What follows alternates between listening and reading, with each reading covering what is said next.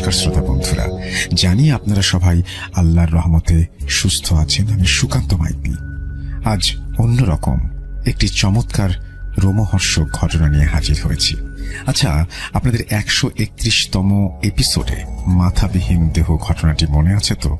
ওই যে পাগলিটার ঘটনা, যা আমি আমার শ্বশুর বাড়ির ওখানে শ্মশানকালী মন্দিরের পুরোহিত প্রায় বছর 80 নিবারণ ভট্টাচার্য, আমার স্ত্রী প্রিয়ার ভট্টাচার্য দাদুর কাছ থেকে শুনেছিলাম। যেহেতু উনি শ্মশানেই থাকেন, তাই ওনার কাছে যে অলৌকিক ঘটনার সম্ভার থাকবে সে বিষয়ে কোনো সন্দেহ ছিল না। তাই সেই সময় শ্বশুর বাড়িতে থাকাকালীন ওনার কাছ থেকে বেশ কয়েকটি ঘটনা শুনি। সেখান থেকে পাগলির ঘটনাটি প্রথমে শেয়ার করেছিলাম 131তম এপিসোডে। আজ আবারও একটি ঘটনা শেয়ার করব যা ওনার কাছে শুনেছি। আপনারা তো জানেন ভট্টাচার্য দাদু আজ আর নেই। 2020 ডিসেম্বর করোনার থাবা থেকে তিনিও ছাড়া পাননি। করোনায় আক্রান্ত হয়ে 7 দিনের মাথায় আমাদের সকলকে ছেড়ে এই ইহলোক ত্যাগ করে পরলোকে চলে গেছেন। ওপরওয়ালার কাছে ওনার আত্মার শান্তি কামনা করি। কিন্তু তার বলা সব রোমহর্ষক ঘটনা এখনো আমার স্মৃতির কোটরে জীবন্ত হয়ে আছে। সেখান থেকেই একটি ঘটনা আজ শেয়ার করছি। সালটা 2015। সেদিনও ছিল বিকেল। আমি, প্রিয়া ও তার দুজন কাজিন মিলে হাজির হই ভট্টাচার্য দাদুর কুটিরে, মানে শ্মশানের পাশে একচালা ঘরটায়। শ্মশানে ঢোকার মুখে সেই অশ্বত্থ গাছটার দিকে নজর যেতেই শিউরে উঠি। পাগলিটার নির্মম ঘটনায় যেটার অনেক তাৎপর্য ছিল, চোখের সামনে সবকিছু যেন পুনরায় ভেসে ওঠে। পাগলিটা এবং জিন বা গন্ধর্বের মিলনে সেই অলৌকিক সন্তান ভট্টাচার্য দাদুর আদরের নাতি শিবায়, সে তো এই অশ্বত্থ গাছেই মিলিয়ে গিয়েছিল। প্রিয়া আমার অবস্থা আঁচ করতে পেরে হাত ধরে টেনে নিয়ে গিয়ে ভট্টাচার্য দাদুর দালানে তুলল। ভট্টাচার্য দাদু দালানে আমাদের কথোপকথন শুনে ঘর থেকে বেরিয়ে দেখলেন আমরা সবাই যে যার মতো জায়গা নিয়ে বসে গেছি। উনি একটু গলা সারিয়ে মুচকি হেসে বললেন, ও, তোমরা সবাই এসেছো। গল্প শোনার খিদেটা আবারও মাথায় চারা দিয়েছে বুঝি। কিন্তু তোমরা আজকালকার ছেলে মেয়েরা অলৌকিক ভূত প্রেত পিশাচ এসবই তো গাল গল্প কাল্পনিক বলে উড়িয়ে দাও। তোমরা হলে মোবাইল আর কম্পিউটার যুগের মানুষ, বিশ্বাস কি করবে? অথচ আজও গহীনে নীরবে কত রহস্যময় ঘটনা আনাচে কানাচে ঘটে চলেছে, তা কি তোমরা জানো? এই তো মাসখানেক আগের কথা, ফরিদপুরের দিঘিতে ভর দুপুরে ভরা ঘাটে স্নান করতে আসা লোকজনের ভিড়ের মাঝ থেকে একটি 8-10 বছরের বাচ্চা ছেলেকে হঠাৎই কিছু একটা ঘাট থেকে টেনে নিয়ে গিয়ে ডুবিয়ে মেরেছে। মুহূর্তের আকস্মিকতায় সবাই আতঙ্কে কাঠ হয়ে গিয়েছিল।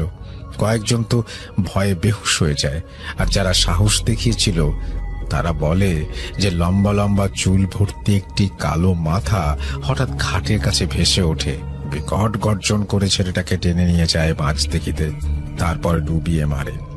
সারা দিঘিতে জাল দিয়ে ডুবুরি নামিয়ে কোথাও ছেলেটিকে খুঁজে পাওয়া যায়নি। পরদিন তার ফ্যাকাশে মৃতদেহটা একগাছি চুলে পেঁচানো অবস্থায় মাছ দিঘিতে ভেসে থাকতে দেখা যায়। এবার বলো তো এর কি ব্যাখ্যা হয়?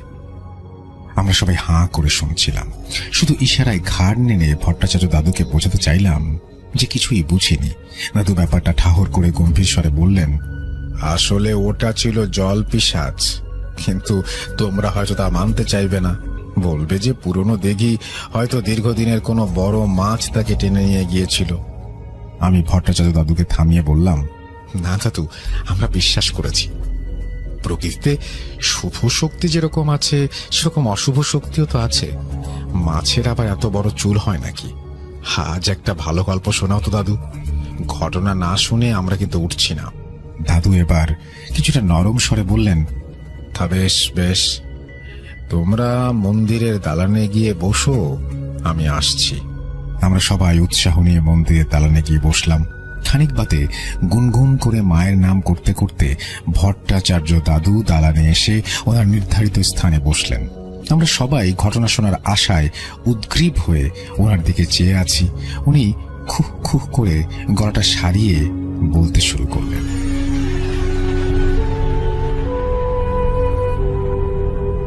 আজ তোমাদের যে ঘটনাটা বলবো তা আমার দাদুর কাছ থেকে শোনা। আমার দাদু স্বর্গত শ্রী নরসিংহ ভট্টাচার্য একজন বড় মাপের পুরোহিত, মা তারার একনিষ্ঠ ভক্ত। বহুকাল তিনি তারাপীঠের শ্মশানে তন্ত্র সাধনা করেছিলেন। বহু তন্ত্র সিদ্ধি করায় করায়ত্ত ছিল। ঘটনাটি ঘটে তা প্রায় আজ থেকে আন্দাজ 100 বছর আগে। আমার জন্ম তখনও হয়নি। বাবারই তখন 10 কি 11 বছর বয়স, বুঝলে? তাহলে বোঝো আমার জন্ম হবে কি করে। তা আমার বয়স যখন 7 কি 8 হবে ঠিক মনে পড়ছে না, সেই বয়সে এই তোমাদেরই মতো প্রায় দাদুর কাছে ভূতের ঘটনা শুনতে বায়না করতাম। সেরকমই একদিন বৃষ্টিমুখর সন্ধ্যায় দাদুর কাছে আবদার করলাম ভূতের ঘটনা শোনাতে। তখনই দাদু এই ঘটনাটি বলেছিলেন। পরবর্তীতে দাদুর মৃত্যু রহস্যটা আজও আমার কাছে ধোঁয়াশা। কিভাবে দাদু মারা গিয়েছিলেন তা পরে বলছি। যাই হোক, ঘটনায় ফিরি। মাছ ধরা রীতিমতো দাদুর নেশা ছিল। প্রতি বছরই বৃষ্টিকালে প্রায় প্রতিদিনই ভোর রাতে মাছ ধরতে বের হতেন। আমাদের গ্রামের পাশে ছিল একটা বিল, সেখানে প্রচুর মাছ পাওয়া যেত। বিলের নাম মাছমারা বিল। ছোটবেলায় বহুবার আমিও দাদুর সাথে ভোর রাতে মাছ ধরতে গিয়েছি। সেরকমই একটা দিন। সেদিন দাদু মাছ ধরতে বেরোন। পরিকল্পনা আগের থেকে ছিল যে তিনি ভোর রাতে উজানে মাছ ধরতে যাবেন। তখন বৃষ্টিকাল চলছে। সেই মতো ঠাকুমাকে তাড়াতাড়ি খেতে দিতে বললেন। এরপর খাওয়া দাওয়া শেষ করে ঠাকুমাকে ভোর রাতের দিকে ডেকে দেওয়ার কথা বলে শুয়ে পড়লেন। মাঝরাতে জানালা দিয়ে চাঁদের আলো আসায় ভোর হয়ে গেছে ভেবে দাদু ঠাকুমাকে বকাবকি করে জাল আর ব্যাগ লণ্ঠন হাতে বেরিয়ে পড়েছেন মাছ ধরতে। ঠাকুমা তখনও ঘুমাচ্ছেন। মাছমারা বিলের দিকে যাওয়ার সময় হঠাৎই কুল পাড়ে গাছের সেই বিভৎস ভয়ঙ্কর পিশাচের সম্মুখীন হন। যাই হোক, দাদুদার তন্ত্রমন্ত্র বলে অগ্নিবাণে আপাতত সেই শয়তান পিশাচকে পরাস্ত করে যতক্ষণে মাছমারা বিলে পৌঁছালেন ততক্ষণে পূবের আকাশে হালকা রক্তিম আভার ছটা। যদিও চাঁদ তখনও আকাশে বিদ্যমান। দাদু এক মনে মাছ ধরা শুরু করলেন। একের পর এক মাছ পাচ্ছেন, ব্যাগে ফেলছেন। এভাবে বেশ কিছুক্ষণ চলার পর দাদু হঠাৎই খেয়াল করলেন পেছন থেকে হাড় কাটা চিবানোর কর্মর শব্দ আসছে। দাদুর বুঝতে আর বাকি রইল না কি ঘটনা ঘটছে। তবে তিনি এটা পরিষ্কার বুঝতে পারছিলেন কিছুক্ষণ আগে কুলপাড়ের জঙ্গলে গাব গাছের যে শয়তান পিশাচকে তিনি তাড়িয়েছেন এটি সেটি নয়। আসলে জীবনে তিনি অনেক পিশাচ প্রেতাত্মাকে দমন করেছেন, হয়তো তাদেরই একজন। তবে এটি তার কোনো ক্ষতি করতে পারবে না, কারণ দাদুর শরীর তখন বন্ধ। দেখতে দেখতে ভোর হয়ে আসে। দাদু মাছ ধরা বন্ধ করে বাড়ির উদ্দেশ্যে রওনা দেবেন বলে ঘুরে যেই মাছের ব্যাগটা নিতে যাবেন অমনি চমকে ওঠেন। কোথায় মাছ? ব্যাগটাই ফাঁকা। পাশে 2-1টা মাছের কাটা ছিটে পোটা পড়ে আছে। দাদু বুঝতে পেরেছিলেন ঠিক কি ঘটেছে। মনে মনে একটা দীর্ঘশ্বাস ফেলে বলেন, ধুর, আজ ভোর রাত থেকে পুরো সকালটাই মাটি, একটাও মাছ বাড়ি নিয়ে যেতে পারলাম না। এই বলে দাদু ধীরে ধীরে বাড়ির উদ্দেশ্যে রওনা দিলেন। ভট্টাচার্য ঘটনা ফাঁকে একটু থেমে আবারও মায়ের নাম নিলেন। আমরা সবাই অবাক হয়ে নিজেদের মধ্যে মুখ চাওয়াচাওয়ি করছিলাম। যা বাবা, ঘটনা এখানেই শেষ? শয়তান পিশাচ মিত্তির বাড়িতে ঠিক কি করেছিল ও পরবর্তীতে কিভাবে ওনার দাদুর মৃত্যু ঘটল তা তো কিছুই শোনা হলো না। আমাদের ইতস্তত দেখে ভট্টাচার্য দাদু একটু মুখ খেয়ে এসে গম্ভীর কণ্ঠে বলে উঠলেন, কি ভাবছো? ঘটনা শেষ? মিত্তির বাড়ির ছোট বৌমার সাথে কি ঘটলো, আমার দাদু কিভাবে মারা গেলেন তা তো এখনো শোনা হলো না। তাই এত ছটফট। রোসো বাছারা রোসো। প্রিয়া, যা তো, যা না মা, আমাদের সবার জন্য একটু চা করে আন দেখি। আজ পুতুলের মা বিকেলে কাজে আসবে না বলেছে। বাচ্চারা তোমরা কুটিরে গিয়ে বসো, আমি সন্ধ্যায় আরতির সরঞ্জাম করে আসছি। বাকি ঘটনা ওখানেই শোনাবো। প্রিয়া সঙ্গে সঙ্গে ভট্টাচার্য দাদুর কুটিরে গিয়ে আমাদের সবার জন্য চা বানাতে লাগলো। আমরা একে একে এসে দালানের উপরে বসলাম। ততক্ষণে সোনালি বিকেল সন্ধ্যার কোলে ঢলে পড়তে শুরু করেছে।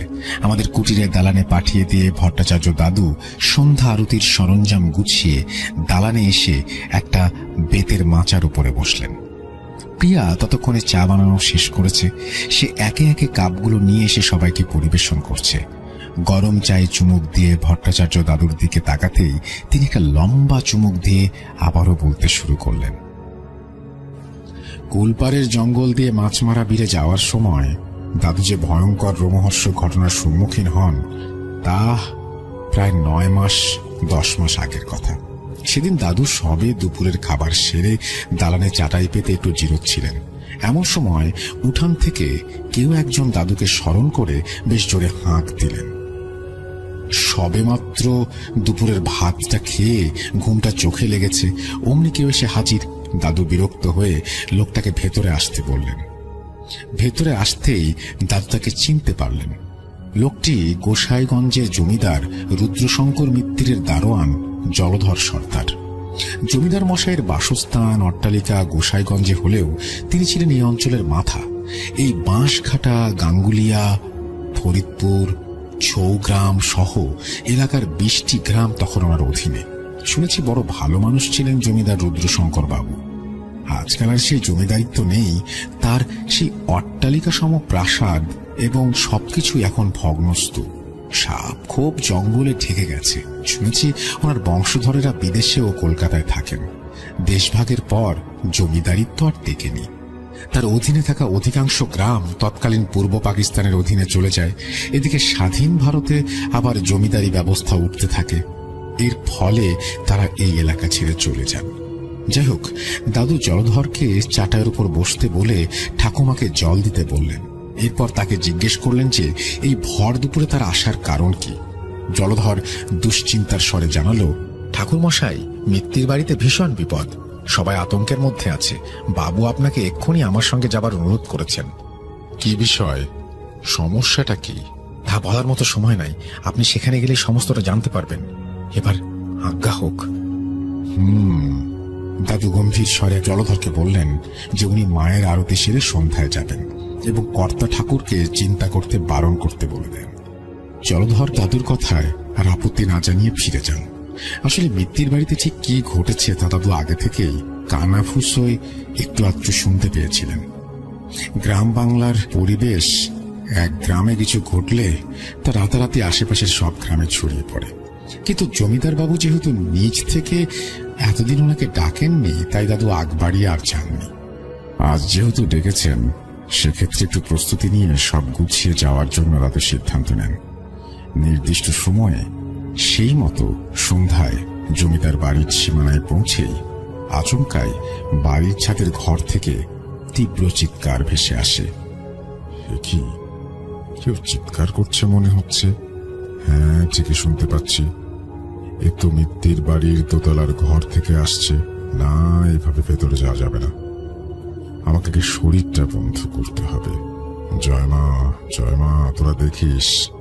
এই বলে দাদু কিছু মন্ত্র পড়ে নিজের শরীরটা বন্ধ করে যেই মিত্তির বাড়ির আঙিনায় পা রাখলেন, অমনি আশেপাশের ঝোপ ঝাড়, পলাশ, শিমুল গাছের জঙ্গল পার করে প্রবল ঝড়ের সৃষ্টি হয়। সেই সঙ্গে ঝোপঝাড় জঙ্গলের আড়াল থেকে শেয়ালের বিকট আর্তনাদ ভেসে আসে। রাত চড়া পাখিরাও যেন দিশেহারা হয়ে চিৎকার শুরু করে। ব্যাপারটা দাদুর আর বুঝতে বাকি রইল না।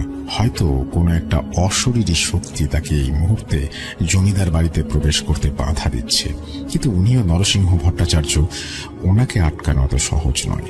দাদু কয়েক পা এগোতেই হঠাৎ অনুভব করলেন কেউ যেন শিমুল গাছের আড়াল থেকে তার উপরে নজর রাখছে। পেছনে ঘুরে তাকাতেই দেখেন ছায়াটি মিলিয়ে গেল। জমিদার বাড়িতে প্রকাণ্ড চুন সুরকি খসা দালানে উঠে দেখতে পেলেন জমিদার রুদ্রশঙ্কর বাবু দুশ্চিন্তায় ডুবে অনবরত পায়চারি করছেন। পাশে ছোট ছেলে চন্দ্রশেখর বসে, চোখ মুখে আতঙ্কের ছাপ।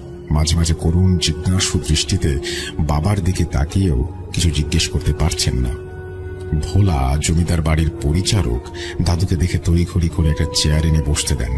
রুদ্রশঙ্কর বাবু দাদুকে দেখে আপ্যায়ন করতে বসালে দাদু বসতে যাবেন, এমন সময় দোতলার ঘর থেকে বিকট পৈশাচিক চিৎকার এবং সেই সঙ্গে আসবাবপত্র ভাঙচুরের শব্দ ভেসে আসে। পরক্ষণেই ভেতর বাড়ির বৈঠকখানা থেকে একটি নারী কণ্ঠের কান্নার রব ভেসে আসে। রুদ্রশঙ্কর বাবুর স্ত্রী উমা দেবী অঝরে কাঁদছিলেন। ছোট ছেলে চন্দ্রশেখর মাসখানেক হলো বিয়ে হয়েছে। এরই মাঝে 1 মাস করাতে না করাতেই বাড়ির ছোট বউ এভাবে অতি প্রাকৃতিক ভয়ঙ্কর আচরণ করছে, কেউ মেনে নিতে পারছে না। বাড়ির সবাই তটস্থ হয়ে আছে। থেমে যা, থাম থাম বলছি। শয়তান পিশাচ তোর দিন ঘনিয়ে এসেছে। দাদু ডান হাতের বৃদ্ধাঙ্গুলি নিজের কপালের মধ্যভাগে চেপে ধরে বিড়বিড় করে মহামৃত্যুঞ্জয় মন্ত্র পড়ে পইতে উঁচিয়ে দোতলার দিকে তাকিয়ে চেঁচিয়ে ওঠেন। সঙ্গে সঙ্গে সেই বিভৎস ভয়ঙ্কর চিৎকার থেমে যায়। চারিদিক তখন অতল নিস্তব্ধতা বিরাজমান। ঝিঝি পোকার ডাকে নিকশ আঁধারি আবহে কোনো সারা শব্দই শোনা যাচ্ছিল না। দাদুর রাশভারী কণ্ঠস্বরের ধমক শুনে উমাদেবী বৈঠকখানা থেকে বেরিয়ে আসেন এবং দাদুর কাছে কাকুতি মিনতি করতে থাকেন। হা, কি করেন মা ঠাকুমা? কান্না করেন না, কান্না করেন না, আমি তো এসে গেছি। মাতার উপর ভরসা রাখেন, সব ঠিক হয়ে যাবে। দাদু করুণ স্বরে বলে উঠলেন। এরপর রুদ্রশঙ্কর বাবুর কাছ থেকে যাবৎ যা যা ঘটেছে তার সমস্তটা সবিস্তারে শুনতে চাইলেন।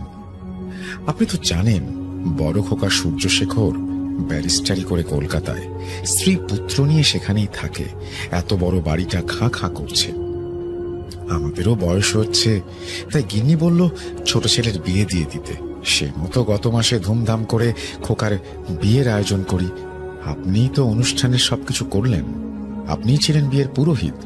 ছোট মা কাঞ্চনবালাকে পূর্ণবতী লক্ষ্মীমতী হওয়ার আশীর্বাদ করে দিয়েছিলেন। যাই হোক, বিয়ের কয়েকদিন পর থেকেই বৌমার ভেতর কেমন একটা অস্বাভাবিক আচরণ লক্ষ্য করছিলাম। প্রথমে ব্যাপারটা এতটা গুরুত্ব না দিলেও পরবর্তীতে খেয়াল করলাম আচরণটা ধীরে ধীরে পৈশাচিকতায় রূপ নিচ্ছে। সারাক্ষণ গোঁ হয়ে বসে থাকতো, পরিচারিকাদের অশ্রাব্য ভাষায় গালাগালি করত। আমাদের সাথে তো দূরের কথা, এমনকি ছোট খোকার সাথেও ঠিক মতো কথা বলতো না। ভেবেছিলাম 16 বছরের বাচ্চা মেয়ে হয়তো নতুন সংসারে এসে কারোর সাথে মানিয়ে নিতে পারছে না, হয়তো লজ্জায় থাকে তাই স্বামীর সাথে কথা বলে না। কিন্তু এসব কিছু চরম পৈশাচিক রূপ নিল সেদিন, যেদিন ছেলে বৌমার অষ্টমঙ্গলায় শ্বশুর বাড়ি যাওয়ার কথা বলে। জলধর সেদিন সকাল থেকেই পাইক বরকন্দাজ পালকি সাজিয়ে প্রস্তুত। 5 ক্রোশ পথ যেতে হবে, তাই আগে থেকেই এত প্রস্তুতি। কিন্তু হঠাৎই অন্দরমহল থেকে খবর এলো বৌমাকে নাকি কোথাও খুঁজে পাওয়া যাচ্ছে না।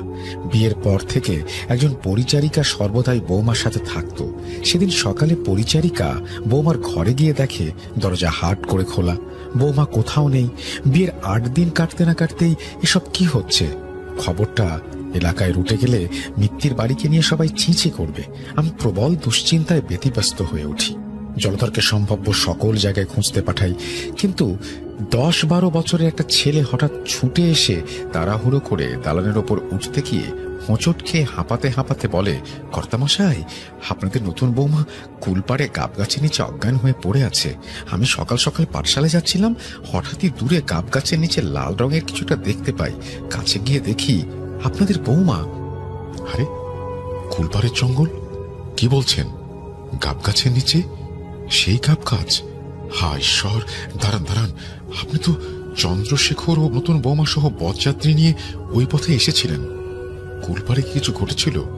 আমাকে খুলে বলুন, কোনো কিছু বাদ দেবেন না। দাদু রুদ্রশঙ্কর বাবুকে থামিয়ে বিস্ময়ের স্বরে জিজ্ঞেস করেন। দাদুর প্রশ্ন শুনে রুদ্রশঙ্কর বাবু চমকে উঠে কিছুটা ভাবতে থাকেন। কিছুক্ষণ নীরব থাকার পরে তিনি আবারও বলতে শুরু করেন, না, নজর কাড়ার মতো সেরকম কিছু না। ব্যাপারটা তেমন কিছু না ভেবে আপনাকে বলিনি। সেদিন বিয়ে সম্পূর্ণ হওয়ার পর আমরা বরকনে সহ বরযাত্রী নিয়ে ভোররাতেই বেরিয়ে পড়েছিলাম। অনেকটা পথ আসতে হবে, আপনি তো জানেন। সেটাতে বৃষ্টি হয়েছিল তুমুল, তাই রাস্তাঘাট পিচ্ছিল, কাদা জলে ভর্তি, গরুর গাড়ি চলা দুষ্কর। হেঁটে আসতে সময় লাগবে ভেবে ভোররাতেই বেরিয়ে পড়া।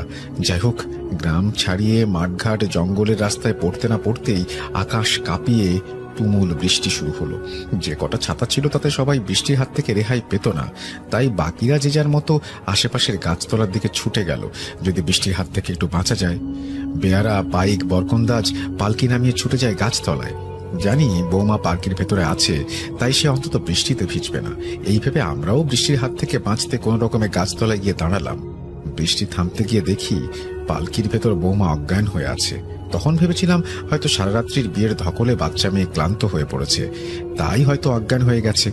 আসলে সেদিন ভোরবেলা তুমুল বৃষ্টিতে আমরা সবাই কুলপাড়ের জঙ্গলের রাস্তায় আটকে পড়ি, আর বৌমার পালকিটা ওই গাব গাছের নিচেই রাখা ছিল।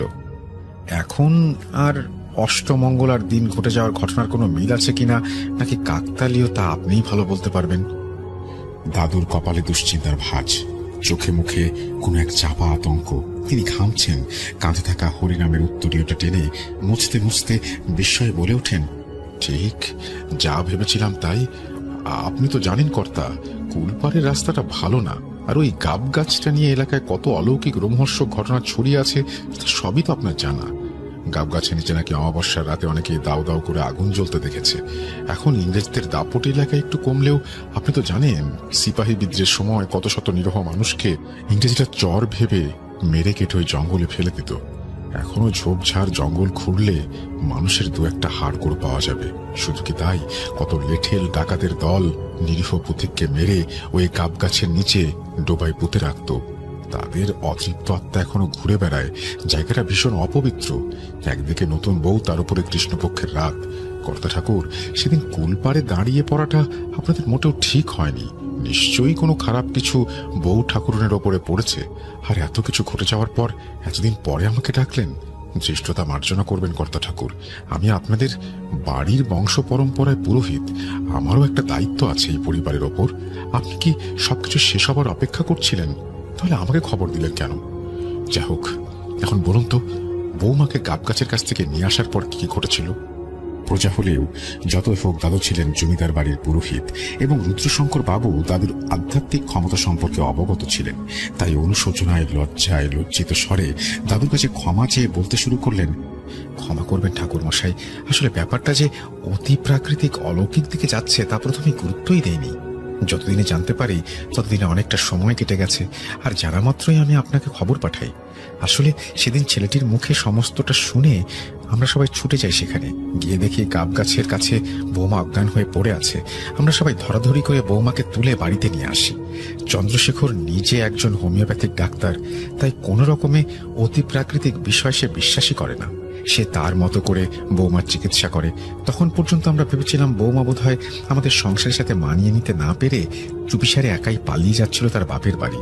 বৌমার বাপের বাড়িতে খবর পাঠানো হয় এবং জানানো হয় যে বৌমা অষ্টমঙ্গলায় যেতে পারবে না। তারা এসে যেন বৌমাকে বোঝায়। বেয়াই মশাই এসে মেয়ের অবস্থা দেখে দুশ্চিন্তায় ভেঙে পড়েন। তবে এটা তিনি জানান যে বিয়েতে কাঞ্চনমালার পূর্ণ মত ছিল এবং চন্দ্রশেখরকে সে পছন্দ করে, কিন্তু এরকম কেন করছে তা তিনিও জানেন না। যাই হোক, তিনি তার মতো করে মেয়েকে বুঝিয়ে শুনিয়ে বিদায় নেন। তারপর বৌমা সারাক্ষণ ঘরের মধ্যে নিজেকে বন্ধ রাখত। খালি একজন পরিচারিকা গিয়ে তার দেখাশোনা করে আসত। রাতে প্রায়ই বৌমার বিকট চিৎকার শুনতাম। চন্দ্রশেখর ঠিক করে বৌমাকে কলকাতায় বড় কোনো ডাক্তার দেখাবে। ভেবেছিল বৌমার বোধহয় মাথায় কোনো ব্যায়ামও হয়েছে। তাই সে কলকাতায় তার দাদার কাছে খবর পাঠায় কাঞ্চনবালার চিকিৎসার জন্য। সেই মতো গতকাল রাতে সব রকম প্রস্তুতি নেওয়া হয়। আজ ভোর ভোর তারা রওনা দিত। রাতে চন্দ্রশেখর আলাদা ঘরে ঘুমতো। গতরাতে বৌমার ঘরে গিয়ে তাকে কলকাতায় যাওয়ার বিষয়টা বলতে যেতেই বিপত্তিটা ঘটে। বাকিটা চন্দ্রশেখরের মুখে শুনুন, ও ভালো বলতে পারবে। এই বলে রুদ্রশঙ্কর বাবু থামলে ছেলে চন্দ্রশেখর ভয়ার্ত কণ্ঠে কাঁপা কাঁপা স্বরে বলে ওঠে, কাল রাতে কাঞ্চনবালার ঘরে ঢুকতেই দেখি সে জানালার রেলিং ধরে বাইরের দিকে মুখ করে দাঁড়িয়ে কার সাথে যেন কথা বলছে। রাত তখন 9:15 মতো হবে। আমি দুবার তাকে নাম ধরে ডাকলেও সে কোনো সারা শব্দ দেয় না। আমি কিছুটা বিরক্ত হই এবং রেগেও যাই। যতই হোক আমি তার স্বামী, আমার ডাকে তার সাড়া দেওয়াটা কর্তব্য। কিন্তু বারবার ডাকার পরেও যখন সে সাড়া দিচ্ছিল না, তখন এক পা করে এগিয়ে গিয়ে যেই তার কাঁধে হাত রেখেছি, অমনি আমার সমগ্র শরীরে যেন তড়িৎ খেলে গেল। কাঞ্চনমালার শরীরটা কি বিভৎস ঠান্ডা, যেন এক্ষুনি বরফ থেকে নামিয়ে নিয়ে আসা হয়েছে। সেই সঙ্গে জানালার বাইরের দৃশ্যটা দেখে আমি আতঙ্কে ছিটকে কয়েক পা পিছিয়ে যাই। দেখি জানালার বাইরে শূন্যে এক বিশালাকার ছায়ামূর্তি ভাসমান, সাপের ন্যায় মাথার জটাগুলো লকলক করছে। চোখে যেন আগুনের শিখা, খিলখিলিয়ে সে কাঞ্চনমালার সাথে কথা বলছে। এদিকে আমার চিৎকারে কাঞ্চনমালা ধীরে ধীরে ঘাড় ঘোরায়। সেই দৃশ্য সহ্য করার মতো নয়। বিভৎস পচাগলা মুখে পোকা কিলবিল করছে।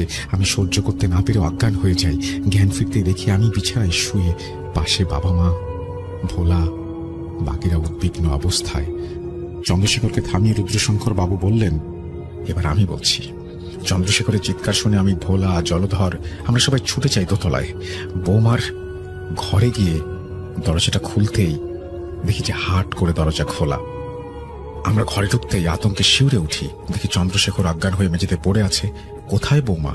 সে সাক্ষাৎ নরপিশাচ বিভৎস জটাধারী মূর্তির রূপে কাঞ্চনবেলা চন্দ্রশেখরের বুকের উপরে বসে চিৎকার করছে, তার গলা টিপতে যাচ্ছে। ঠিক সেই সময় জলধর সাহস করে ছুটে গিয়ে তাকে আচমকায় পেছন থেকে ঠেলে ফেলে। কোন রকমে চন্দ্রশেখরকে কাঁধে তুলে আমরা ঘরে নিয়ে বেরিয়ে আসি এবং ভোলাকে ঘরটায় তালা মেরে দিতে বলি। আমরা সিঁড়ি দিয়ে নামার সময় কাঞ্চনবেলার ঘরের সামনে দরজায় ঢিপ ঢিপ করে হাত চাপড়ানোর আওয়াজ শুনতে পাই, সেই সঙ্গে একটা হাড় কাঁপানো কণ্ঠস্বর। এই বলে রুদ্রশঙ্কর বাবু থামলে দাদু জানান যে তিনি একবার নতুন বৌমাকে দেখতে চান। দাদুর কথা শুনে রুদ্রশঙ্কর বাবু ছেলে চন্দ্রশেখরকে বললেন দাদুকে দোতলায় নিয়ে যেতে। দাদু তাকে বাধা দিয়ে বললেন যে তিনি নিজেই যাবেন। এই বলে দাদু গায়ত্রী মন্ত্র বিড়বিড় করতে করতে অগ্রসর হন। দোতলায় উঠেই সিঁড়ির ডান দিকের ঘরটা দাদু ছোট বৌমা মানে কাঞ্চনবালার ঘরের সামনে পৌঁছাতেই দরজাটা হঠাৎ শটান শব্দে খুলে যায় এবং অন্ধকারের ভেতর থেকেই অজস্র অশ্রাব্য গালিগালাজ ভেসে আসে। কয়েক মুহূর্তে এভাবে কাটার পর ঘুটঘুটে অন্ধকারের মাঝে সেই বিশ্রী হাসির সাথে একটা কণ্ঠস্বর ভেসে আসে। নরসিংহ, জানিস স্বামীকে? দাদু সঙ্গে সঙ্গে চেঁচিয়ে বলে ওঠেন, নরকের কীট, বিদেহী পিশাচ, আমি থাকতে তুই দেখি কি করতে পারিস। জয় তারা দেখিস মা। এই বলে দাদু বিড়বিড় করে কয়েকটি মন্ত্র পড়ে পাশে থাকা দেশলাইয়ের একটি কাঠি বের করে যেই না জেলেছেন অমনি আতঙ্কে শিউরে উঠে কয়েক পা পিছিয়ে আসেন। সঙ্গে সঙ্গে কনকনে ঠান্ডা হাওয়ায় কাঠিটা নিভে যায়। কিন্তু সেই কয়েক মুহূর্তের সৃষ্ট আলোয় দাদু যা দেখেন তাতে ভয়ে রীতিমতো কাঠ হয়ে যান। বুকের ধরফরানিটা কয়েক গুণ বেড়ে যায়। কোথায় কাঞ্চনবালা? এই যেন সাক্ষাৎ নরপিশাচ। উল্টো দিকে হাত করে দেয়ালে বেয়ে উঠে ছেঁড়া ফাটা শাড়ির ওপর অজস্র পোকার ছড়াছড়ি, দম বন্ধ হয়ে আসা উগ্র পচা গন্ধ, একটা বিভৎস অবস্থা। আর দাদু সহ্য করতে না পেরে আর্তনাদ করে তৎক্ষণাৎ ঘর দরজা বন্ধ করে দেন। সিঁড়ি দিয়ে ধরফর করে নেমে আসার সময় শোনেন রুদ্রশঙ্কর বাবু চমকে উঠে বিচলিত হয়ে পড়েন। আতঙ্কের স্বরে দাদুকে জিজ্ঞেস করেন, কি হলো? আপনি এরকম করে সত্রাসে নিচে নেমে এলেন কেন? বৌমা ঠিক আছে তো? কি হলো? আপনি চুপ করে আছেন কেন? কিছু বলুন। দাদু হাঁপাতে হাঁপাতে ভয়ার্ত স্বরে বলে ওঠেন, কর্তা ঠাকুর, আপনার বৌমার ওপর কোনো সাধারণ পিশাচ ভর করেনি, ওর ওপর করেছে ওই তন্ত্রকুরু পিশাচ। এই পিশাচ কোনো সাধারণ পিশাচ নয়, এ হলো কোনো এক দুশ্চরিত্র নিম্ন তন্ত্র সাধক তান্ত্রিকের বিদেহী আত্মা। ওর গলায় তন্ত্রমুণ্ডির মালাটা বেশ ভাবাচ্ছে। আমি আজ আর কিছু করতে পারবো না। এর জন্য আগে থেকে কিছু আচার অনুষ্ঠান করে নিজেকে প্রস্তুত করতে হবে। আমি আগামী অমাবস্যায় মা তারার পুজো দিয়ে রাতে আপনাদের বাড়িতে আসব। মা সদয় থাকলে যজ্ঞ অনুষ্ঠান করে আহুতি দিলেই এই তন্ত্রকুরু পিশাচ নির্মূল হবে। তবে সম্পূর্ণ নিঃশেষ করতে পারবো কিনা জানি না, কারণ জীবিত কালে হয়তো তান্ত্রিকটি নিম্নতন্ত্র সাধনা করে দেবীর 64 যোগিনীদের মধ্যে নিম্ন স্তরের কোনো এক যক্ষিণীকে বশে এনে সাধনা করেছে। এই বলে দাদু যজ্ঞানুষ্ঠানের প্রয়োজনীয় উপকরণের জন্য একটি ফর্দ বানিয়ে রুদ্রশঙ্কর বাবুর বাড়ি থেকে চলে আসেন। হপ্তা 2 পরেই অমাবস্যা। এর মাঝে মিত্তির বাড়িতে ছোট বউ নানা রকমের অতি প্রাকৃতিক ঘটনা ঘটিয়েছে। দাদুর কথা মতো কাঞ্চনবালাকে একটি শিকলে বেঁধে রাখা হয়েছিল। সময় করে পরিচারিকারা গিয়ে তাকে খাইয়ে আসতো, পরিষ্কার করে আসতো। সেরকমই একজন পরিচারিকা গিয়ে তাকে খাওয়াতে গিয়েছিল। সে সময় কাঞ্চনবালা হঠাৎই বিভৎসভাবে হেসে পরিচারিকাটির হাতে সজোরে কামড় বসিয়ে দেয়। কামড়ের তীক্ষ্ণতা এতটাই ছিল যে এক টুকরো মাংস মেঝেতে পড়ে যায়। ফিনকি দিয়ে রক্ত বেরিয়ে আসে, সমগ্র মেঝেটাকে ভিজিয়ে লাল করে ফেলে। পরিচারিকার করুণ আর্তনাদ শুনে সবাই ধরপড় করে ছুটে গিয়ে সেই বিভৎস দৃশ্য দেখে আতঙ্কে শিউরে ওঠে। পরে কোনো রকমে কাঞ্চনবালার হাত থেকে তাকে ছাড়িয়ে নিয়ে আসা হয়। হপ্তা 2 বাদে অমাবস্যার তিথি চলে আসে। সকাল থেকে অজানা কারণে দাদুর মনটা ইতস্তত করছিল। সেদিন আকাশ বেশ অভিমানে গোমরা মুখ করেছিল, ঈশান কোণে ঢেকে গিয়েছিল। দাদু সন্ধ্যেবেলা বিশেষ আচার অনুষ্ঠান শেষে মায়ের পুজো সম্পন্ন করে রক্তস্বর বস্ত্র পরিধান করে জমিদার বাড়ির উদ্দেশ্যে রওনা হন। পথে যাওয়ার সময় রাতচরা পাখি, শেয়ালের বিভৎস কান্নার শব্দ অহরহ ভেসে আসছিল আশেপাশের ঝোপঝাড় থেকে। প্রকৃতিও যেন বিষণ্ণ হয়ে নানাভাবে আকার ইঙ্গিতে দাদুকে জানান দিচ্ছিল যে আজ দাদুর সেখানে না যাওয়াই ভালো। কিছুক্ষণ পর দাদু জমিদার বাড়ির আঁকের সামনে গিয়ে পৌঁছান। এরপর মা তারার নাম নিয়ে গুরুকে স্মরণ করে নিজের শরীর বন্ধ করে জমিদার বাড়ির সীমানায় পা রাখবেন, অমনি আগের পাশে দত্তাকার শিমুল গাছটা আচমকায় নড়ে ওঠে, যেন হঠাৎই শুধু গাছটার নিচেই প্রবল ভূমিকম্প হচ্ছে এবং খানিক বাদে একটি প্রকাণ্ড ডাল তার সামনে এসে ভেঙে পড়ে। দাদু কয়েক মুহূর্ত থমকে যান। আসলে উনি জানতেন আজ তিনি একটা বিপদের সম্মুখীন হতে চলেছেন। সেই তন্ত্রমন্ত্রীর মালাধারী, যার ক্ষমতা অপরিসীম। রাত্রি তখন ধীরে ধীরে নিশিরাতের অভিমুখে। দালানে গিয়ে দেখেন চন্দ্রশেখর এবং রুদ্রশঙ্কর চিন্তাগ্রস্ত হয়ে ইতস্ততভাবে পায়চারি করছে।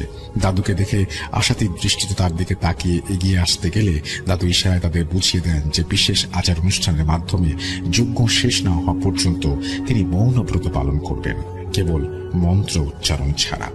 এরপর দালানের ঠিক ঈশান কোণে একটি বেল গাছের নিচে নির্দিষ্ট স্থানে দাদু যজ্ঞের আসন পাততে আরম্ভ করলেন। নিজের সাথে আনা সিঁদুর, হলুদ, তিল, জব দিয়ে তারার মতো করে বিশেষভাবে একটি গণ্ডি কেটে তার মধ্যে যজ্ঞকুণ্ড স্থাপন করলেন। এরপর রুদ্রশঙ্কর বাবুকে দেয়া ফর্দ অনুযায়ী এক বান্ডিল শুকনো আম কাঠ, 1 কিলো দেশি গাওয়া ঘি, দুটো কুচকুচে কালো মোরগ, কিছু শুকনো অশ্বত্থ গাছের পাতা, 2 মাটির সরা, একটি মৃত চড়ুই পাখি ও এক বোতল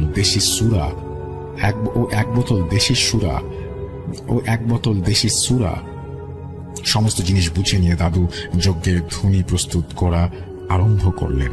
এদিকে দোতলার ঘর থেকে কাঞ্চনবালার ভয়ঙ্কর পৈশাচিক গর্জন, অপরদিকে আশেপাশের ঝোপঝাড়ের আড়াল থেকে অহরহ শেয়ালের বিলাপ পরিবেশটাকে যেন ভারী করে তুলছে এই সবকিছু। এরই মাঝে দাদু ধুনি সাজানো সম্পূর্ণ করে তাতে অগ্নি সংযোজন করতে যাবেন, সঙ্গে সঙ্গে প্রবল ঝড় এসে তা নিভিয়ে দেয়। প্রথমটায় দাদু ভেবেছিলেন হয়তো প্রাকৃতিক নিয়মে স্বাভাবিক বাতাসে ধুনি নিভে গেছে, কিন্তু ব্যাপারটা মোটেও সেরকম ছিল না। বারংবার ধুনি নিভে যাওয়ায় দাদুবার বুঝতে বাকি রইল না। তিনি সঙ্গে সঙ্গে মা তারার নাম নিয়ে গম্ভীর স্বরে মন্ত্র পড়তে শুরু করলেন এবং আবারও শুরু করলেন সবকিছু। এবারে যজ্ঞের আগুন আর নেভে না। শুকনো আম কাঠগুলো আগুনে আষ্টে পৃষ্ঠে দাও দাও করে জ্বলে উঠছে। দাদু একটি মাটির সরা তার ওপর রেখে মন্ত্র পাঠ করতে করতে মোরগ দুটিকে বলি দিয়ে উষ্ণ তাজা রক্ত সরাটি প্রায় অর্ধেক ভর্তি করে তার মধ্যে মৃত চড়ুই পাখিটিকে ডুবিয়ে অপর সরাটি দিয়ে ঢেকে দেন। এভাবে বেশ কিছুক্ষণ কেটে যায়। অহরহ ঘিয়ের প্রক্ষাপনে যজ্ঞের আগুন তখন আকাশচুম্বী। প্রায় ঘন্টা 2 কেটে গেছে। দাদু মন্ত্র পড়া থামিয়ে ঢাকনা সরিয়ে তার মধ্যে সুরা ঢেলে পুনরায় সরাটি বন্ধ করেন। আবারও চলে নিরন্তর দেবীর 64 যোগের মন্ত্রের পাঠ। রাত্রি তখন নিশিরাতের কোটরে। ততক্ষণে ধুনি প্রায় নিভু নিভু করছে। ঘিয়ের ভান্ডার তখন তলানিতে এসে থেমেছে। দাদু মন্ত্র থামিয়ে ধুনি থেকে সরাটা নামিয়ে এনে একটি কাপড়ের সাহায্যে গরম ঢাকনাটা সরাতেই বিশ্রী উদ্ভট উগ্র দুর্গন্ধ সমগ্র পরিবেশে ছড়িয়ে পড়ে। রুদ্রশঙ্কর বাবু ও তার ছেলে চন্দ্রশেখর সেই দুর্গন্ধ সহ্য করতে না পেরে প্রায় বমি করে ফেলেছিল। পুরো ছাই হয়ে যাওয়া চড়ুই পাখির শেষাংশ, জমাট বাঁধা রক্ত ও সুরার সংমিশ্রণে সৃষ্ট দুর্বিষহ চ্যাটচ্যাটে কালচে পদার্থ তৈরি হয়। দাদু আর দেরি না করে বলে ওঠেন। দাদু আর দেরি না করে উঠে পড়েন। দাদুর এভাবে উঠে পড়াটা দেখে মিত্তির মশাই বিস্ময়ে জানতে চাইলেন, কর্তা ঠাকুর, মাতারার কৃপায় যজ্ঞ সম্পন্ন হয়েছে, কিন্তু এখনো পুরোপুরি কাজ শেষ হয়নি। আমি এখন কুল পারে চললাম, সেখানে কিছু আচার সম্পূর্ণ করতে হবে। আপনি চন্দ্রশেখর ও বাড়ির সবাই সজাগ থাকবেন। দেখবেন কোনোভাবে বউ ঠাকুরনী যেন সীমানার বাইরে যেতে না পারে। যদিও তার ব্যবস্থা আমি করে যাচ্ছি, কিন্তু বাধা পেলে শয়তানটা আপনাদের উপরেই হামলা করতে পারে। আপনারা বাড়ির সবাই এক দালানেই থাকবেন। যাই হয়ে যাক না কেন, খবরদার ভুলেও দালানের বাইরে পা রাখবেন না। আমি দালানের চারপাশে বন্ধ করে যাচ্ছি। এটুকু মনে রাখবেন, তন্ত্রমন্ত্রধারী তন্ত্রকূট পিশাচ কিন্তু মায়া জানে। ওর কার্যসিদ্ধি না হলে ও কিন্তু মায়ের আশ্রয় নিতে পারে। আপনারা কোনোভাবেই সেই ফাঁদে পা দেবেন না। বাকিটা অদৃষ্টের হাতে। মায়ের ওপর ভরসা রাখুন। যজ্ঞ যখন সম্পন্ন হয়েছে তখন ওনার কৃপায় বাকি কাজও সম্পন্ন হবে। এই বলে দাদু উগ্র দুর্গন্ধ পদার্থের কিছুটা দেয়ালের চারপাশে এবং বাস্তুর সীমানায় ছড়িয়ে বাকিটা সঙ্গে করে একটি মশলা হাতে একটি মশাল হাতে জলধরকে নিয়ে কুলপাড়ের উদ্দেশ্যে রওনা দিলেন। মিত্তির বাড়ির সীমা ছাড়িয়ে কয়েক পা যেতেই দাদু পেছনে কাঞ্চনমালার বিকট চিৎকার শুনতে পান, তবুও পেছনে ফিরে তাকান না। আসলে সেই মুহূর্তে তন্ত্র বলে যে কাজটি উনি করতে যাচ্ছিলেন তাতে পেছনে ফিরে তাকানো বারণ ছিল। থেকে থেকে জলধর কেঁপে কেঁপে উঠছে, খালি ফিসফিসিয়ে দাদুকে বলার চেষ্টা করছিল যেন কেউ বা কারা যেন তার পিছু নিয়েছে। দাদু জলধরকে শান্ত হতে বলেন এবং পরিষ্কার করে বলে দেন যে কোনোভাবেই যেন সে পেছনে না তাকায়। গ্রাম ছাড়িয়ে কুলপাড়ের জঙ্গলে ঢোকার মুখে মশালের আলোতে দাদু দেখেন একটি বাঁশঝাড় সম্পূর্ণরূপে রাস্তার উপর নেতিয়ে পড়ে আছে। দাদু ব্যাপারটা একটু অস্বাভাবিক লাগলো। আকাশে মেঘ থাকলেও ঝড় বৃষ্টির কোনো সম্ভাবনা নেই, শুধু শুধু বাঁশঝাড়টি নেতিয়ে পড়বে কেন?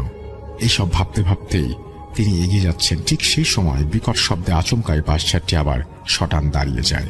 জলধর সেই দৃশ্য দেখে সহ্য করতে না পেরে আতঙ্কে প্রায় অজ্ঞানী হয়ে যাচ্ছিল। অবস্থা অনুকূল নয় বুঝে দাদু তৎক্ষণাৎ মন্ত্র পড়ে সেই চ্যাটচ্যাটে পদার্থটি কয়েক ফোঁটা বাঁশঝাড়টির ওপর ছড়িয়ে দিতে তারা এক প্রকার দৌড়ে কুলপাড়ের জঙ্গলের ভেতরের রাস্তায় প্রবেশ করে। আশেপাশের ঝোপঝাড় জঙ্গলের মাঝে তখন কোনো এক অদৃশ্য দানব যেন সমস্ত কিছু তোলপাড় করে তার উপস্থিতি জানান দিচ্ছিল। অল্প কিছুক্ষণ যাওয়ার পরেই তারা গাব গাছটির সামনে গিয়ে পৌঁছায়। সেদিন মশালের আলোয় কালচে সবুজ পাতায় ঢাকা প্রকাণ্ড গাব গাছটিকে যেন জীবন্ত দেখাচ্ছিল। দাদু আর দেরি না করে চামুণ্ডেশ্বরী মন্ত্র পড়ে অবশিষ্ট পদার্থের কিছুটা গণ্ডি আকারে গাছটা চারিপাশে ছড়িয়ে দেন এবং দৃঢ় কণ্ঠে জলধরকে বলেন, জলধর, যত তাড়াতাড়ি পারিস কাছে ওঠ। ওই যে দক্ষিণ দিকের মোটা ডালটা দেখতে পাচ্ছিস, ওটাতে হাত চার উঠলেই হাতের মধ্যে একটি কোটর দেখতে পাবি। ভয় পাস না, মা তারা আমাদের সাথে আছেন। সাহস করে উঠে হাত ঢুকাবি, দেখবি একটা মালার মতো হাতে অনুভব করবি। সঙ্গে সঙ্গে সেটিকে বের করে আমার দিকে ছুড়ে দিবি, তারপর নেমে আসিস। জলধর প্রথমটা রাজি না হলেও দাদুর ধমকের ভয়ে গাব গাছে ওঠে। তখনও পুরোপুরি গাছের উপরে পৌঁছাতে পারেনি। এমন সময় গাছটি বিভৎসভাবে নড়ে ওঠে। জলধর প্রায় পড়ে যাচ্ছিল। কোন রকমে একটি সরু ডাল ধরে ঝুলে পড়ে চিৎকার করতে থাকে। দাদু নিচ থেকে চেঁচিয়ে বলেন, ভয় পাস না জলধর, আমি আছি তো। নরকের কীট পিশাচি তোকে কোনো ক্ষতি করতে পারবে না, তোর শরীর বন্ধ আছে। জলধর আবারও গাছ বেয়ে উপরে উঠে এবং দাদুর কথা মতো নির্দিষ্ট ডালে গিয়ে অন্ধকারের মধ্যে হাতড়ে একটি কোটর অনুভব করে। ভয়ে ভয়ে তার ভেতরে হাত ঢুকিয়ে দেয় এবং জলধর সেখানে কাঁটা জাতীয় কিছুটা অনুভব করে। দাদুর ধমকে আচমকা সেটিকে বের করে নিয়ে এসে মশালের ক্ষীণ আলো যা দেখে তাতে রীতিমতো চমকে শিউরে ওঠে। একটি ছোট ছোট হাড় দ্বারা নির্মিত মালা। কিছু বুঝে ওঠার আগেই সেই মালার সংস্পর্শে জলধরের শরীরে যেন তড়িৎ খেলে যায়। সেটি ছিল তন্ত্রমুণ্ডির মালা। মালাটি অদ্ভুত আকর্ষণে আগুনের ন্যায় জ্বলে ওঠে। জলধর সহ্য করতে না পেরে ছুড়ে দেয় দাদুর দিকে। দাদু সঙ্গে সঙ্গে সেটিকে লাল শালু কাপড়ে জড়িয়ে গাছের নিচে 2.5 হাত জমি গণনা করে মেপে চ্যাটচ্যাটে পদার্থটি দিয়ে একটি ত্রিভুজ আকারের গণ্ডি এঁকে দিয়ে তার মাঝখানে গিয়ে দাঁড়ান। এদিকে জলধর আগুনের ছ্যাঁকায় প্রায় উড়ে এসে নিচে পড়ে এবং প্রচন্ড ব্যথা পায়। উনি তাড়াতাড়ি জলধরকে টেনে তুলতে তুলতে বলেন, তাড়াতাড়ি কর জলধর, আমাদের বেশি সময় নেই। এই জায়গায় 2.5 হাত গভীর করে মাটি খোঁড়, দেরি করিস না। জলধর কোন রকমে মাটি খোঁড়ে, কিন্তু দাদু দেখতে পান এবং মনে মনে খুব বিস্মিত হন। হিসেব অনুযায়ী 2.5 হাত মাটির নিচে সেখানেই থাকার কথা ছিল, অথচ নেই। এদিকে ব্রহ্ম মুহূর্ত ঘনিয়ে এসছে। এখনই কিছু না হলে শয়তানটি সম্পূর্ণ ক্ষমতা পেয়ে বসবে। তখন আর কিচ্ছু করার থাকবে না। তন্ত্রকূট পিশাচ তাদের সবাইকে শেষ করে দেবে। তাই দাদু উচ্চ কণ্ঠে মা তারার নাম স্মরণ করে লাল শালুতে বাঁধা তন্ত্রমুণ্ডির মালাটিকে সেই গর্তে ফেলে অবশিষ্ট চ্যাটচ্যাটে পদার্থটি তার উপরে ঢেলে মশাল দিয়ে আগুন ধরিয়ে দেন। সঙ্গে সঙ্গে তোলপাড় করে অজস্র শেয়াল, রাতচরা জীব জন্তুর আর্তনাদ ভেসে আসে। সেই সঙ্গে বাতাস ভারী হয়ে ওঠে, গর্জন ক্রমে বাড়তে থাকে। দাদু আর সহ্য করতে না পেরে ধৈর্য হারিয়ে একেবারে না খুঁজেই শুধু তন্ত্রমুণ্ডির মালাটি জ্বালিয়ে দিয়েছিলেন। তিনি জানতেন এই ভুলের শাস্তি একদিন না একদিন তাকে হয়তো ভোগ করতেই হবে, কিন্তু কোনো কিছু করার ছিল না। তবে উনি জানতেন শয়তানটা আর কাঞ্চন বালার কোনো ক্ষতি করতে পারবে না। একটি দীর্ঘশ্বাস ফেলে জলধরকে সঙ্গে করে দাদু আস্তে আস্তে মিত্তির বাড়ির দিকে পা বাড়ালেন। ধীরে ধীরে পূবের আকাশ পরিষ্কার হচ্ছিল। এদিকে মিত্তির বাড়িতে পৌঁছাতেই দেখেন আখের সিংহ দুয়ারটা ভাঙা। দালানের এক কোণে জমিদার রুদ্রশঙ্কর বাবু হতবুদ্ধির মতো মাথায় হাত দিয়ে মাটিতে বসে আছেন। তার থেকে কিছুটা দূরে চন্দ্রশেখর বসে আছে, তার কোলে অজ্ঞান অবস্থায় কাঞ্চনবালা শুয়ে আছে। পাশেই পরিচারিকা উমা দেবীকে ধরে বসে কাঁপছে। দাদু গিয়ে রুদ্রশঙ্কর বাবুকে আশ্বস্ত করে সমস্ত বিপদ কেটে গেছে জানিয়ে জিজ্ঞেস করেন কি ঘটেছিল। দাদুর ডাকে রুদ্রশঙ্কর বাবু হুঁশ ফিরে। তিনি দাদুকে দেখেই কেঁদে ফেলেন প্রায়, এবং তিনি বলেন, ঠাকুর মশাই, আপনি যাওয়ার পর আমরা সবাই চিন্তিত অবস্থায় দালানেই বসেছিলাম। কয়েক মুহূর্ত নিস্তব্ধ কেটে যাওয়ার পর আচমকাই দোতলায় প্রবল চিৎকার শুনতে পাই। কেউ যেন বৌমাকে মারধর করছে। চন্দ্রেশ্বর সহ্য করতে না পেরে ছুটে যেতে চাইছিল, আমি বাধা দেই। আপনি যেহেতু বারণ করে গিয়েছিলেন। চিৎকার, হুটোপুটি, আর্তনাদ এইভাবে কিছুক্ষণ চলার পর অকস্মাৎ যে দৃশ্যটা আমাদের চোখের সামনে ঘটে তা দেখে আমরা আতঙ্কে শিউরে উঠি। দেখি বৌমা দোতলার বারান্দায় চিৎকার করছে। এক প্রকার ভেসে ভেসে উড়ে এসে সে যেন আমাদের উপরে লাফ দেয়। অল্পের জন্য কোনো আঘাত পাওয়া থেকে বেঁচে যায়। চন্দ্রশেখর ছুটে গিয়ে কোনো রকমে তাকে ধরে ফেলে। তারপর তাকে সে অসুরিক শক্তি, চোখ উল্টে নানান রকমের ভঙ্গি করে সে আচমকা লক্ষ্য করলাম অতি প্রাকৃতিক ঘটনা। দেখলাম একটি আগুনের শিখা আঁকের সিংহ দুয়ার ভেদ করে উড়ে এসে দাঁড়ালের চারপাশে ছড়িয়ে গেল। ততক্ষণে পূবের আকাশ লাল হয়ে আসছে। ভোরের পাখিদের মিষ্টি কিচিরমিচির ডাকে মুখরিত পরিবেশটা। দাদু একটা স্বস্তির নিঃশ্বাস ফেলে জয় বাবা বলে রুদ্রশঙ্কর বাবুর পাশেই মেঝেতে বসে পড়লেন। মূর্ছা যাওয়া কাঞ্চন বেলা ব্যতীত দালানের সবাই আশাতীত ও জিজ্ঞাসা দৃষ্টিতে তার দিকে তাকিয়ে আছে। তখন দাদু নিজেই বলতে শুরু করলেন, ঠাকুরুন, বৌমা এখন পুরোপুরি সুস্থ। সেই শয়তান তন্ত্রকুটু পিশাচ আর কোনোদিন বৌমার কোনো ক্ষতি করতে পারবে না। বৌমাকে আপনি বৌমার ঘরে নিয়ে যান, ওর এখন বিশ্রামের প্রয়োজন। কর্তা ঠাকুর, আপনাদের পরিবারের ওপর থেকে মা তার কৃপায় একটি বড় কালের ভাড়া কাটিয়ে দিলেন। যদিও পিশাচটিকে আমি সমূলে নির্মূল করতে পারিনি, তবে সে আর কোনোদিনও এখানে আসতে পারবে না। যদিও না থাক সে কথা।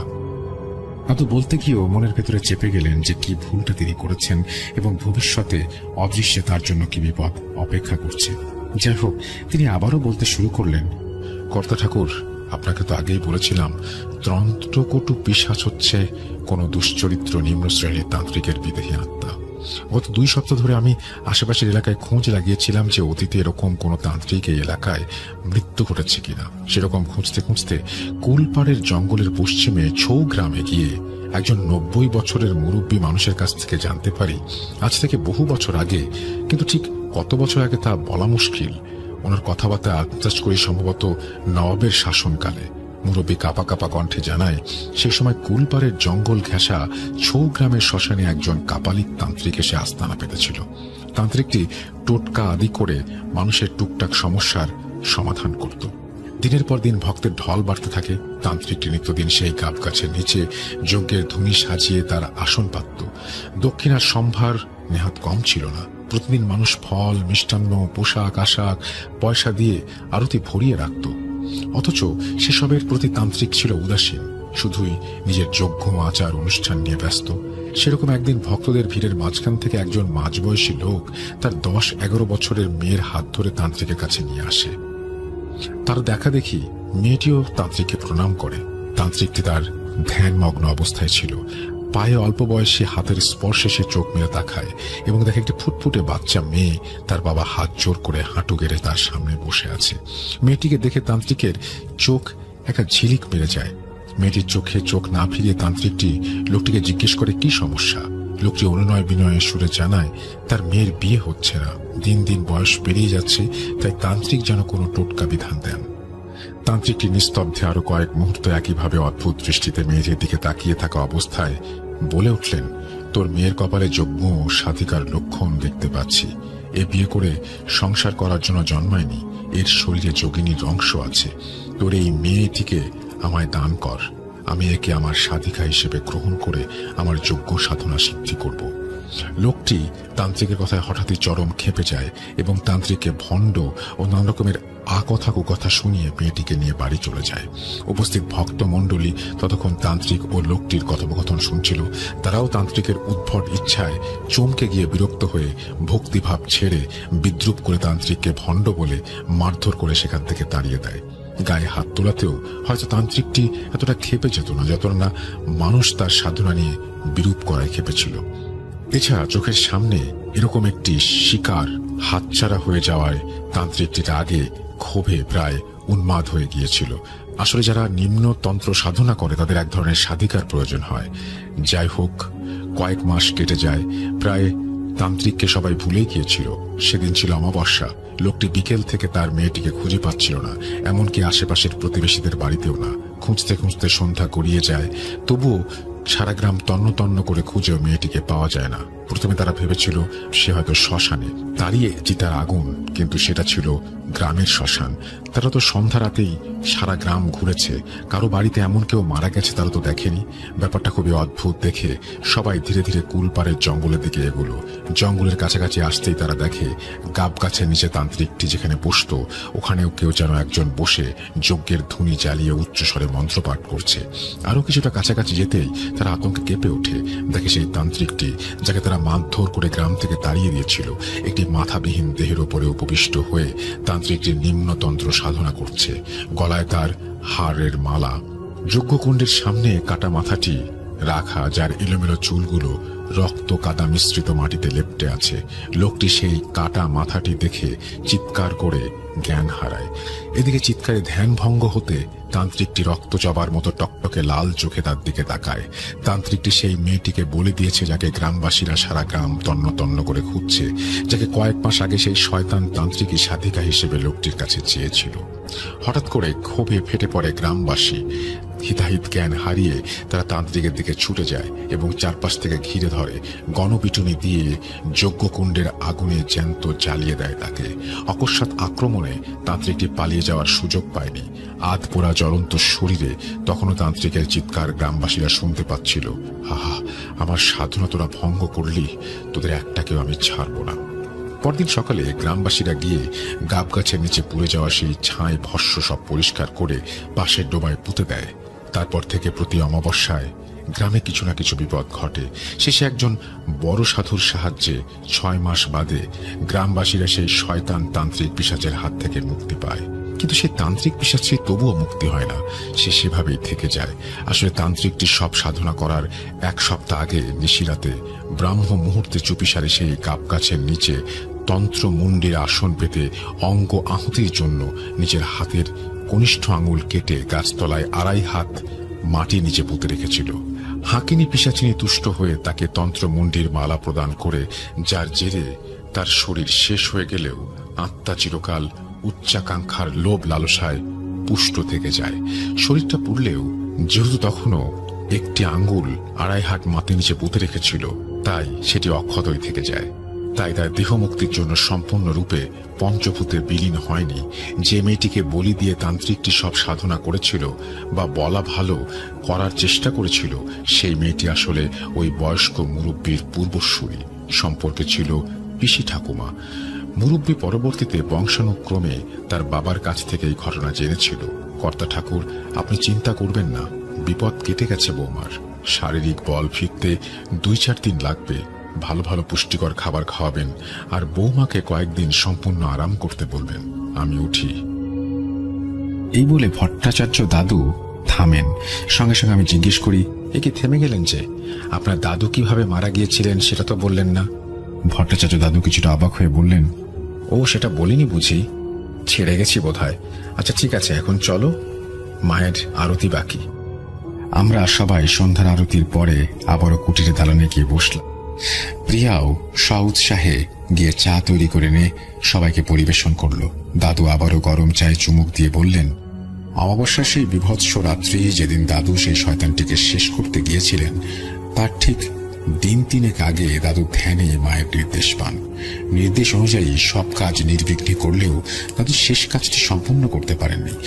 তার মায়ের নির্দেশ ছিল 2.5 হাত মাটির নিচ থেকে সেই শয়তান তান্ত্রিকের কনিষ্ঠ আঙুলের হাড়টিকে তুলে তার সঙ্গে তন্ত্রমুন্ডির মালা পেঁচিয়ে আগুনে একই সঙ্গে ভস্ম করতে হবে। কিন্তু তাড়াহুড়োর কারণে দাদু সেটা করতে পারেননি। বেশি দেরি হয়ে গেলে কাঞ্চনবালাকে হয়তো বাঁচানো যেত না। তাই দাদু বাধ্য হয়ে কাঞ্চনবালার ওপর থেকে তন্ত্রকটু পিশাচের প্রভাব কাটাতে শুধু তন্ত্রমন্ত্রীর মালাটিকে আগুনে ভস্মীভূত করতে পেরেছিলেন। তারপর 9 মাস 10 মাস কেটে যাওয়ার পর মাছ মারা বিলে যাওয়ার সময় দাদুকে আবারও শয়তান পিশাচটি আক্রমণ করে, সেটা বলেছি। আমি প্রায় দাদুর সঙ্গে মাছ মারা বিলে মাছ ধরতে যেতাম। সেই রকমই একদিন ভোর রাতে দাদু মাছ ধরতে যাবেন, অথচ আমার গায়ে প্রচন্ড জ্বর। ঠাকুমা কোনো মতে আমাকে যেতে দেবেন না, তাই দাদু একাই বেরিয়ে গিয়েছিলেন, আর ফিরলেন না। বেলা বাড়ার পরে দাদু ফিরছেন না দেখে বাড়িতে সবাই চিন্তা করছিল। বাবা, কাকা, পাড়ার সবাই মিলে সারা গ্রাম, মাছমারা বিল, এমনকি জমিদার বাড়ি পর্যন্ত খুঁজে এসেছে, কিন্তু দাদুকে কোথাও পাওয়া যায়নি। শেষে হতাশ হয়ে বাড়ি ফেরার সময় কুলপাড়ের জঙ্গলে গাবগাছের কাছে দাদুর মাছ ধরা জাল ও ব্যাগ দেখতে পাওয়া যায়। যাওয়ার সময় হয়তো তাড়াহুড়ো করে খেয়াল করেনি। কাছে গিয়ে আশেপাশে এদিক ওদিক খোঁজাখুঁজির পর গাবগাছের পেছনে ডোবার কাছে দাদুর গলার উত্তরীয়টা দেখতে পাওয়া যায়। বৃষ্টি, কাঁদা, জলের রাস্তা, তাছাড়া আগের মতো দাদু তেমন শক্তি সামর্থ্য নেই। বয়স্ক মানুষ যদি পা হড়কে ডোবায় পড়ে যায়, বাবার মনে কেমন একটা কু ডেকে ওঠে। কাকা আরো কয়েকজন ডোবার মধ্যে খুঁজতে থাকেন। শেষে মাঝখানে জলের নিচে তারা দাদুর দেহ খুঁজে পান। শোকের ছায়া নেমে আসে, সবাই ধরাধরি করে দাদুকে ডাঙায় তোলেন। বাড়িতে খবর পাঠানো হয়। আমরা সবাই কান্নাকাটি করতে করতে ছুটে গিয়ে দেখি দাদুর দেহটা গাব গাছে হেলান দিয়ে বসানো, যেন ঠিক ধ্যানের মুদ্রায় বসে আছেন। একটা বিষয় লক্ষ্য করে আমি হতবাক হয়ে যাই যে দেহটি জলে কাদায় ডোবানো ছিল, তার শরীরে কোনো জল বা কাদার দাগ নেই। দাদুর গায়ের ধুতিটাও মনে হচ্ছে যেন শুকনো। তখনকার সময় পরিস্থিতির ব্যাপারটায় বাকিরা কেউ গুরুত্ব দেননি। শ্মশান ঘাটের কাজ শেষ করতে করতে রাত হয়ে যায়।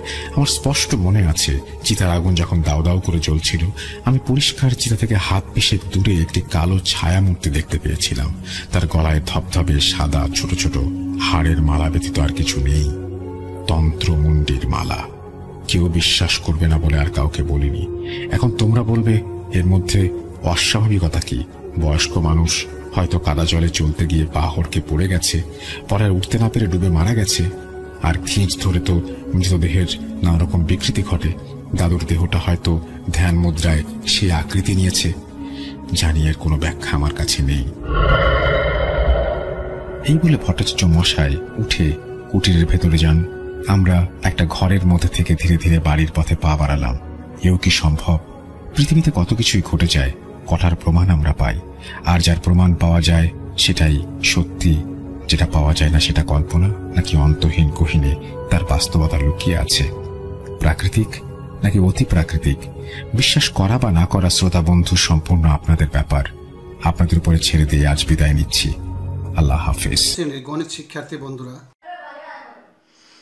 আসসালামু আলাইকুম। আজ হচ্ছে 2025 শিক্ষার্থী বন্ধুরা, তোমাদের জন্য আজকে শারীরিক শিক্ষা, স্বাস্থ্যবিজ্ঞান ও খেলাধুলা বিষয়ের সিলেবাস নিয়ে হাজির হলাম। তো যারা এই সিলেবাসটি পাওনি তারা আমার এই ভিডিওটি দেখে খুবই উপকৃত হবে। তোমাদের জন্য খুব সংক্ষিপ্ত আকারে ছোট্ট পরিসরে এই ভিডিওটি সাজানো হয়েছে। আশা করি তোমরা ভিডিওটি পেয়ে অনেক উপকৃত হবে।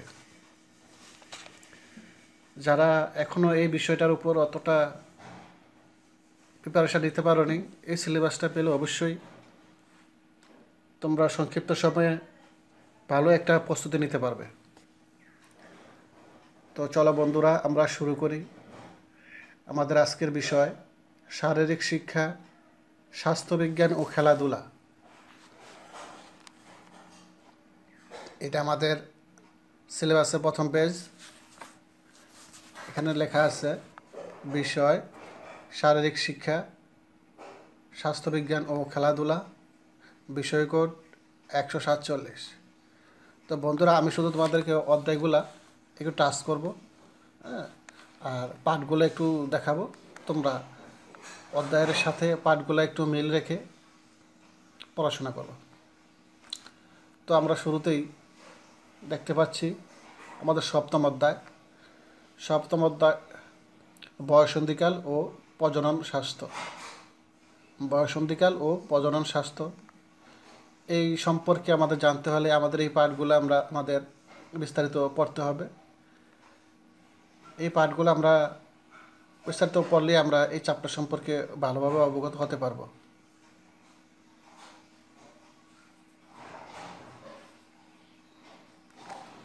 তারপরে আমরা দেখব অষ্টম অধ্যায় দলগত খেলা।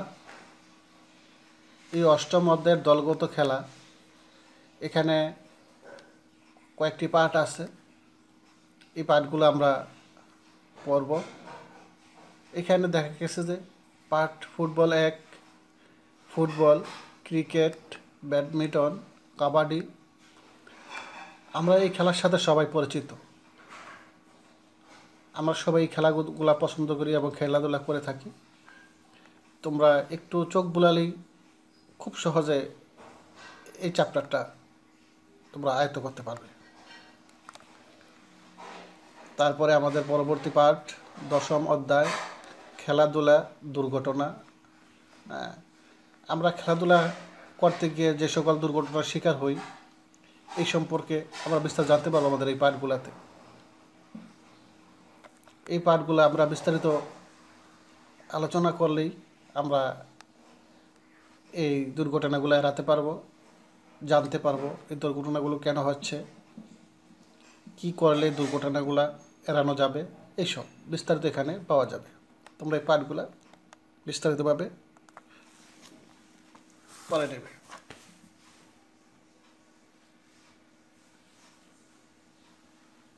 তো এখানে দেখা যাচ্ছে যে প্রাথমিক প্রতিবেদনের গুরুত্ব, পদ্ধতি ও উপকরণ, এটা আমাদের প্রথম পার্ট।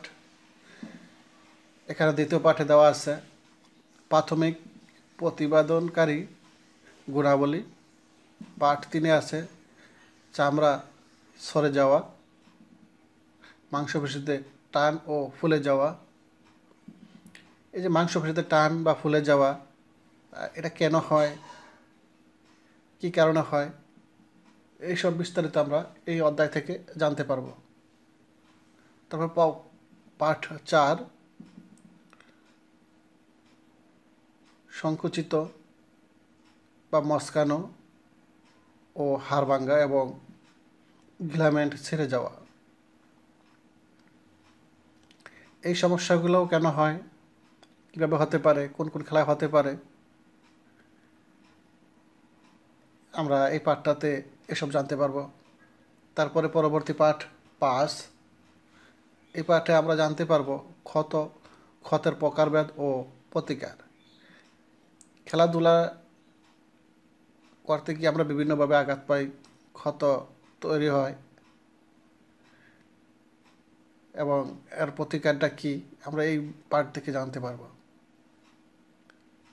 ষষ্ঠ পাঠ নাক দিয়ে রক্ত পড়া, পানিতে ডুবে যাওয়া, উদ্ধার পদ্ধতি ও কৃত্রিম শ্বাস প্রশ্বাস প্রদান। নাক দিয়ে রক্ত পড়া, এটা কেন হয়, কিভাবে হয়, কি কারণে হয়, এটা কেন কিভাবে বন্ধ করা যাবে, এই সমস্যাগুলো এড়ানোর জন্য আমাদের এই পাঠগুলো একটু বিস্তারিত পড়তে হবে, তবে আমরা এই সমস্যাগুলো এড়াতে পারবো। খেলাধুলা করতে গেলে বিভিন্নভাবে বিভিন্ন সময় আমরা আঘাত পেয়ে থাকি, আবার আমরা সুস্থ হয়ে যাই, কিন্তু খেলাধুলার মধ্যে সাময়িক বিঘ্ন ঘটে, যার কারণে আমাদের মন মতো খেলাধুলা করতে পারি না। যাতে আমাদের খেলাধুলার মধ্যে কিছু নিয়মকানুন মেনে চললে আমরা এই সমস্যাগুলো এড়াতে পারি, কিছু সাবধানতা অবলম্বন করলে আমরা এই সমস্যাগুলো এড়াতে পারি। তো বন্ধুরা, আশা করি তোমরা বুঝতে পারছো। এই পাঠগুলো আমরা যে অধ্যায়গুলো উল্লেখ করেছি, এই অধ্যায়ের সকল পাঠগুলো তোমরা বিস্তারিতভাবে পড়ে নিবে। এখনও যে সময়টা আছে, সংক্ষিপ্ত সময়, এই সময়ের মধ্যেও ভালো একটা প্রিপারেশান নিতে পারবে। একটু মনোযোগের সহিত ভালো প্রিপারেশান নিতে পারলে ভালো রেজাল্টও হবে। তো বন্ধুরা, তোমাদের জন্য অনেক অনেক শুভকামনা রইল। তোমরা ভালো থেকো, সুস্থ থেকো। আল্লাহ হাফেজ।